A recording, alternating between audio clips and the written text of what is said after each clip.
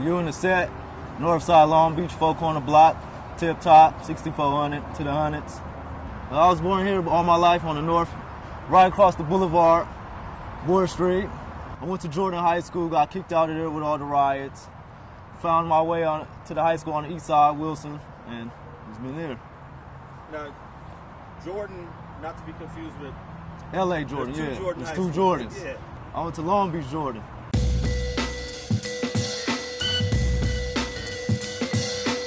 My book is The Bus. Live by the gun, die by the gun.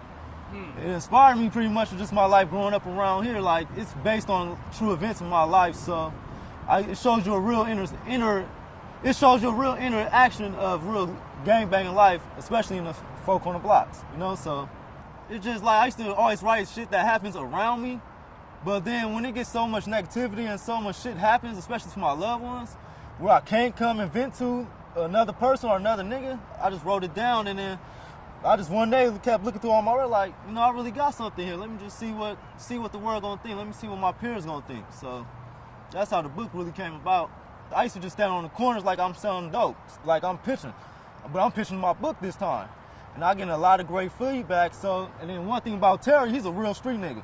He'll find wherever you at. If you got a hustle, a drive, motivation, he's gonna come find you.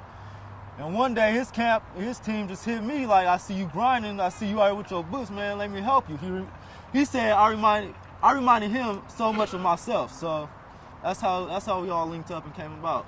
Me and him has a personal relationship where they open arms to me, and everybody that fuck with me is the same way. Love one. I don't give a fuck if you Blood, Crip, Pyru, SA. If you fuck with me, you got love. But gangbanging, it's all about politics. Like, I ain't gonna never say that I'm gonna just step away, because I'm always gonna be affiliated and I'm always gonna be associated with my Crips. But like it's 2018, everybody's on the money train, you know? So if we could build something, that's where it's at. What was high school like for you? Because that's when you was fully involved. Did you stay at Jordan the whole 4 years? No, I got kicked. The crazy thing is, at Jordan, I got kicked out in 3 months. School started in September, I got kicked out in November. Jordan, it was cracking in the thousands. It was riots every day. We made a newspaper. It was fights every day. Jordan was like, I really want to compare it to like Lean On Me. That school. Like, niggas is coming with rags hanging from their necks, from their pockets, with their airbrush shirts, repping their hood. Like I said, we right here on the borderline of Compton and Long Beach. Everybody, we got Pyrus, Westside Pyrus. We in there with Compton neighborhoods. We in there with my niggas, the twins. So it was like a rumble every day. So what was the administration and the school doing about all this conflict? Like I said, at that time, Jordan is not what you think it is. Majority of the administration was from Compton. So like a lot of the teachers had a certain little beef with Long Beach students. They let their Compton students do everything first. They took them first advantage. So you can see where the tension, how we rumbled every day. So you're saying the teachers kind of were part of the tension there? Yeah, no doubt. So teachers is from hoods from Compton. They OGs. And the teacher, dead ass. I didn't go to school until I want to say the next February. Like I didn't get accepted to no school except Wilson. That was the only school that accepted me on the east side of Long Beach on 10th Street. So I went there. It changed my life. And I ain't gonna lie, it did when I went to Wilson. They had the first school with uniforms. And we out there by Naples, Belmont Shores. So I'm used to seeing blacks every day, blacks and Mexicans. I get to see white people like, kids pulling up in Benzes and they pops Benzes. So I'm like, yeah, I could really see here. I graduated. So I could say I changed my life. I would have stayed at Jordan, I would have been in jail already. So that's a trip that the quality of schooling was so much different on one side of town versus another side of town. At Jordan, I didn't have a 2.0. I didn't have a 2.0 at Jordan. Wilson, I graduated down with 3.0. So you can see. And since you did so well in high school, did you think of going to college after that?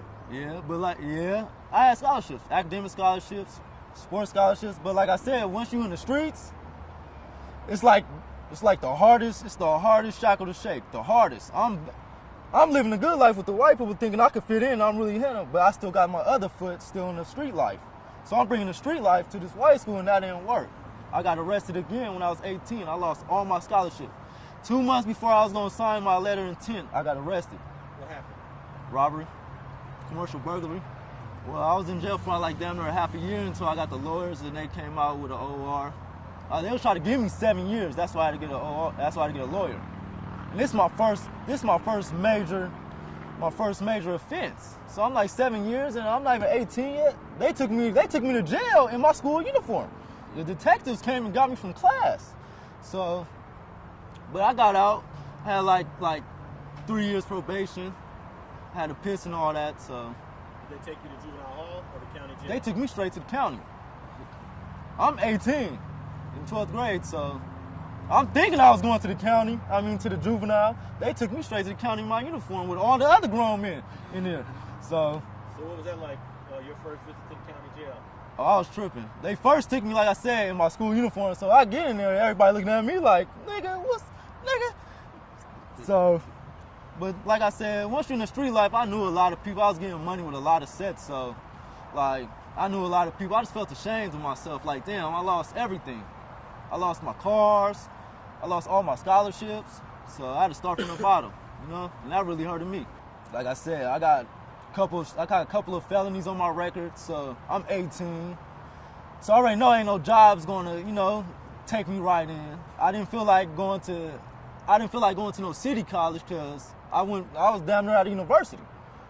I got a good enough grade, so why am I going to lower? So I went back to the streets, you know, back to hustling. I got caught again with dope.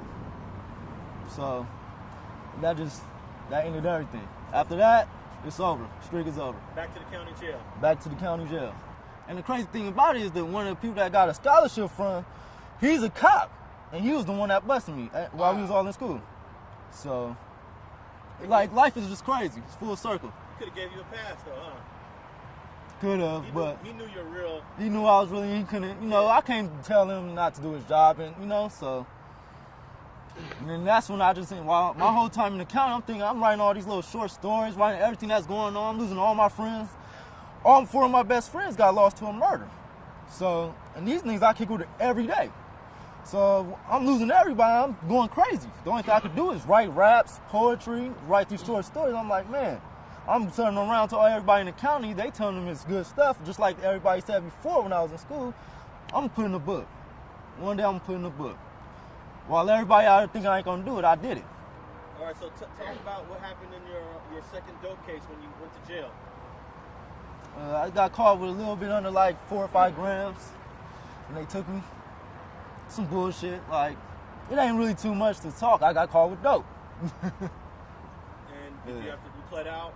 Yeah, they gave me the classes, first offense. Yeah. And then you got out, and then what?